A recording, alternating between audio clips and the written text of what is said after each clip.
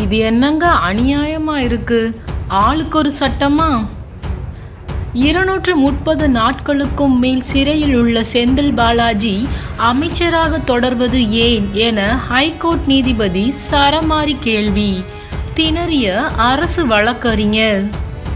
சட்டவிரோத பணப்பரிமாற்ற வழக்கில் கடந்த ஆண்டு ஜூன் மாதம் 14ஆம் தேதி அமைச்சர் செந்தில் பாலாஜி அமலாக்கத்துறை அதிகாரிகளால் கைது செய்யப்பட்டார். அவரது ஜாமீன் மனுக்கள் பலமுறை தள்ளுபடி செய்யப்பட்ட நிலையில் தற்போது அமைச்சர் செந்தில் பாலாஜி புழல் சிறையில் அடைக்கப்பட்டுள்ளார். அமைச்சர் செந்தில் பாலாஜிக்கு நாளை வரை நீதிமன்ற காவல் நீடிக்கப்பட்டுள்ளது. இந்நிலையில் சட்டவிரோத பணப்பரிமாற்ற தடை சட்ட வழக்கில் ஜாமீன் கோரி செந்தில் பாலாஜி சென்னை ஐகோர்ட்டில் 2வது முறையாக கடந்த சில நாட்களுக்கு முன் மனு தாக்கல் செய்தார்.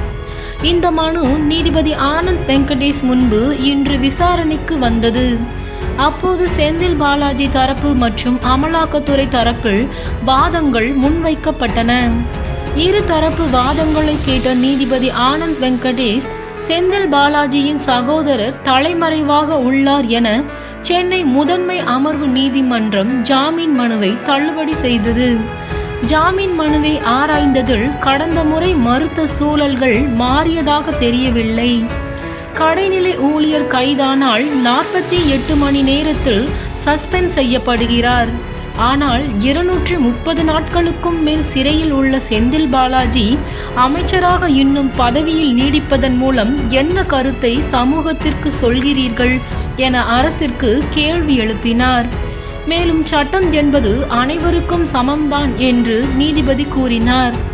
இதையடுத்து செந்தில் பாலாஜி ஜாமீன் மனு மீதான விசாரணையை பிப்ரவரி 14ஆம் தேதிக்கு ஒத்திவைத்தார்.